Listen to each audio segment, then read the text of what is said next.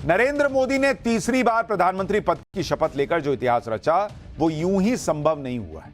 Public को भी दिखता है कि जो बात नरेंद्र मोदी ने विपक्ष को लेकर कही वो सच हुई है, हर बार सच हुई है और इस बार भी हो रही है।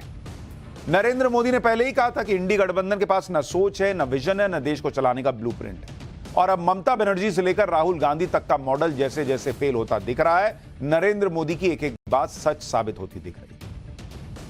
इंडी गठबंधन ने मोदी को तानाशाह बताया। आज पब्लिक बंगाल का हाल और वहां जिस तरह से आंदोलन को दबाने के आरोप लग रहे हैं उसे देखकर कह रही है कि तानाशाह कैसा होता है अब समझ में आने लगा है बॉस। कोरोना के संकट काल के बाद भी नरेंद्र मोदी ने भारत की अर्थव्यवस्था को रॉकेट बनाकर ऊपर पहुंचा दिया, लेकिन राहुल गांधी से लेकर दूसरे लोग आज भी मोदी को कोस ही रहे हैं कि इन्होंने देश की अर्थव्यवस्था का बेड़ा गर्क कर दिया। लेकिन अर्थव्यवस्था का बेड़ा गर्क करने का राहुल गांधी वाला मॉडल आज देश देख रहा है। हिमाचल प्रदेश में जहां मुख्यमंत्री और मंत्रियों को 2 महीने की सैलरी छोड़नी पड़ रही है क्योंकि राज्य की अर्थव्यवस्था की लुटिया डूब चुकी है। यानी इन लोगों से न राज्य की कानून व्यवस्था संभल रही है न अर्थव्यवस्था, लेकिन इनको नरेंद्र मोदी को हटाकर पीएम बनना है। ज्ञान इनसे देने के लिए कह दो कि मोदी को क्या नहीं करना चाहिए, लंबा 100 पन्ने का निबंध लिख देंगे। लेकिन खुद क्या सोच और समझ रखते हैं आज आपको पाठशाला के इस चैप्टर में विस्तार से समझ में आएगा। आज बंगाल और हिमाचल प्रदेश दोनों जगहों की खबरें आपको दिखाऊंगा, आप शॉक्ड रह जाएंगे कि राहुल मॉडल, ममता मॉडल है क्या।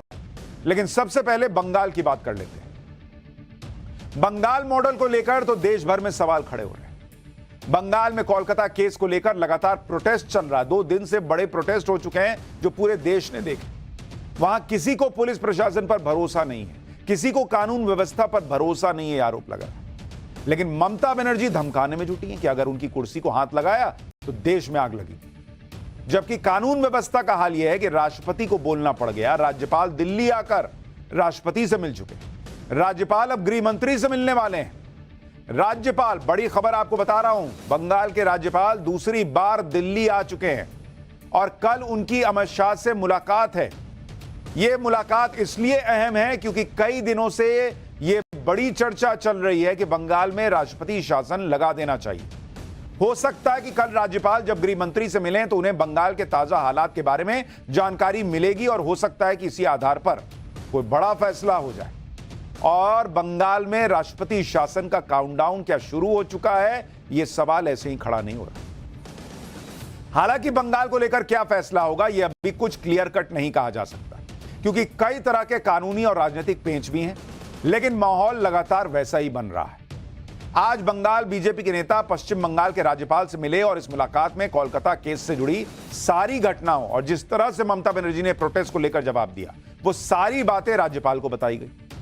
बंगाल बीजेपी कह रही है कि जिस तरह से ममता बनर्जी ने भड़काऊ बयान दिया था और जिस तरह से हिंसा हो रही है वो पश्चिम बंगाल में गृह युद्ध जैसे हालात पैदा करने वाले हैं और इस तरह के हालात कोई भी नहीं चाहता। इसलिए बंगाल के लोगों की रक्षा के लिए, बंगाल के लोकतंत्र की रक्षा के लिए संविधान में जो भी कदम बताए गए हैं उस हिसाब से कदम उठाए जाने चाहिए। इसका सीधा मतलब यह है कि बंगाल में राष्ट्रपति शासन लगना चाहिए।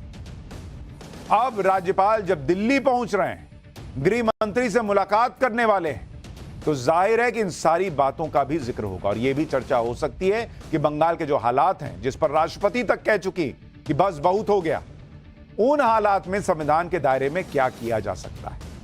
सुनिए बंगाल बीजेपी क्या कह रही है। आदरणीय महामहिम डॉक्टर सीबी आनंद बोस से मिलकर 9 अगस्त को जो घृणित हत्याकांड और रेप हुआ है, रेप एंड मर्डर, इससे उद्भूत परिस्थिति का ब्यौरा हमने आदरणीय गवर्नर साहब को दिया और डिटेल्स जानकारी दी और उसके साथ साथ उनसे ये गुहार लगाई कि महामहिम आप इस राज्य में कस्टोडियन ऑफ कॉन्स्टिट्यूशन है। क्या राष्ट्रपति शासन की मांग कर रहे हैं आप राज्य में?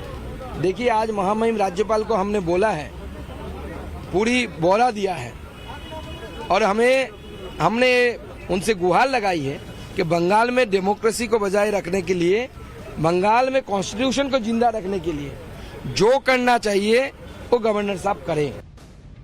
बंगाल बीजेपी के नेता तो यही चाहते हैं कि दिल्ली से कोई बड़ा एक्शन हो और शायद इसलिए बंगाल के गवर्नर दिल्ली आए। राष्ट्रपति शासन लगने की चर्चा से टीएमसी में इतनी खलबली मची हुई है कि अब उसके नेता सीधे राष्ट्रपति को टारगेट कर रहे हैं। इंडी गठबंधन के नेता भी इस बात से चिढ़ रहे हैं कि राष्ट्रपति ने कोलकाता केस पर क्यों बोला, बाकी घटनाओं पर क्यों नहीं बोली।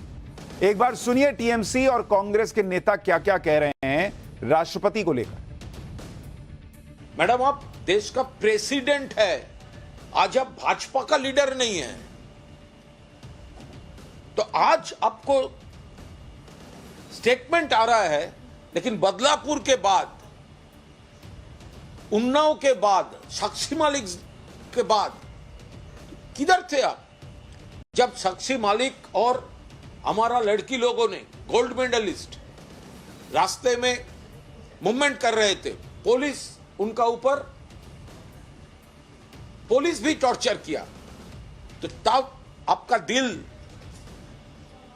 कुछ नहीं कहा था। ये भाजपा का स्क्रिप्ट वाला बात बंगाल में हुआ है, उसको डिफेम करो, बंगाल को डिफेम करो, ये आपसे शोभा नहीं देता। राष्ट्रपति महोदया ने जो ये मुद्दा उठाया है उसका हम स्वागत करते हैं, लेकिन राष्ट्रपति महोदया को उत्तर प्रदेश के फर्रुखाबाद का भी जिक्र करना चाहिए, महाराष्ट्र के बदलापुर, कोल्हापुर, रत्नागिरी, पुणे, इन सब हादसों का, राजस्थान के जोधपुर, तमाम वारदातों का जिक्र करना चाहिए, ताकि ऐसा ना लगे कि राष्ट्रपति महोदया सिर्फ एक राज्य विशेष को पॉइंट करते हुए बोल रही हैं। इंडी गठबंधन वाले भी गजब हैं, ये खुद एक दूसरे के सगे नहीं है भाई। एक तरफ तो नेशनल लेवल पर ममता बनर्जी के खिलाफ कांग्रेस कुछ नहीं बोल रही, तब आप राहुल गांधी को क्यों नहीं बोलते कि बोलिए ना सर, वहां के बारे में बोलिए, यूपी के लिए तो चिट्ठी लिख रहे हैं, अभी वो चिट्ठी भी दिखाऊंगा। राहुल गांधी कोलकाता केस पर बात करते हैं तो ममता बनर्जी का नाम तक नहीं ले पाते, लेकिन बंगाल में कांग्रेस प्रदर्शन कर रही है। जैसे कल बंगाल में बीजेपी प्रदर्शन कर रही थी, वैसे ही आज कांग्रेस प्रदर्शन कर रही थी। कांग्रेस नेता अधीर रंजन चौधरी ने तो बड़ा आरोप लगाया कि अगर इस मामले की सही से जांच हो तो ममता बनर्जी के कई राज सामने आ जाएंगे। अब ममता बनर्जी के अगर इतने राज अधीर रंजन चौधरी जानते हैं कि जो खुल सकते हैं अगर सही से जांच हो जाए, तो राहुल गांधी को क्यों नहीं बताते, पवन खेड़ा को क्यों नहीं बताते? यहां अलग हिसाब चलेगा, बंगाल में अलग प्रदर्शन चलेगा। एक बार आप देखिए कैसे कांग्रेस के ममता बनर्जी के खिलाफ दिल्ली में चुप रहती है, लेकिन बंगाल में प्रदर्शन कर रही है। फिर आपको बताऊंगा कल धमकी देने वाली बात पर ममता बनर्जी आज कैसे बैकफुट पर आ गई और क्यों आ गई। आज हम देख रहे हैं किस तरह से कांग्रेस का जो है ये विरोध प्रदर्शन चल रहा है, और आप देखिए यहाँ पर अधीर रंजन चौधरी जो पूर्व सांसद है वो यहाँ पर पहुंचे हैं, काले कपड़ों में अपना जो है विरोध दर्ज कराने के लिए यहाँ पहुंचे हैं। जिस तरह से लगातार पॉलिटिकल पार्टीज इस मामले में जो है यहाँ पर प्रोटेस्ट करती हुई दिख रही है, आज कांग्रेस के भी तरफ से जो है प्रोटेस्ट दिख रहा है। यहाँ पर कोलकाता का कॉलेज स्क्वायर इलाका है, यहाँ से जो रैली शुरू हुई है वो जाएगी श्याम बाजार तक, जिसके पास जो है आरजीकर अस्पताल है। और यहाँ देखिए अधीर रंजन चौधरी तमाम कांग्रेस के नेताओं के साथ आगे बढ़ते हुए और अपना विरोध जो है वो दर्ज कर रहे हैं। ममता बनर्जी खुद ये नहीं चाहते कि इसका सही ढंग से तफ्तीश हो, बहुत सारे राज खुल जाएगी ना, वो नहीं चाहती, इसलिए अनाप शनाप बोलते हैं, लोगों को डराने की कोशिश करे, लोगों को गुमराह करने की कोशिश करे और आम लोगों की निगाह भटकने की कोशिश कर रही है। लेकिन लोग छोड़ने वाला नहीं है, ये जन आंदोलन में शामिल तब्दील हो चुके हैं। वो सोचते हैं कि उनके हाथ में बहुत सारे गुंडे गर्दे हैं, कुछ करेंगे, दहशतगर्द फैलाएंगे, लेकिन लोग डरने वाला नहीं है। अधीर रंजन चौधरी कह रहे हैं कि यह जन आंदोलन बन चुका है। बॉस जन आंदोलन बन चुका है तो सो कॉल्ड जन नेता कहां है राहुल गांधी? क्यों नहीं पहुंचते बंगाल? कोलकाता केस में कल तक ममता बनर्जी खूब गुस्सा भी दिखा रही थी, देश में आग लग जाएगी ऐसी ऐसी धमकी दे रही थी, प्रदर्शन कर रहे डॉक्टर्स को भी धमका रही थी एक तरह से, लेकिन आज सफाई दे रही है।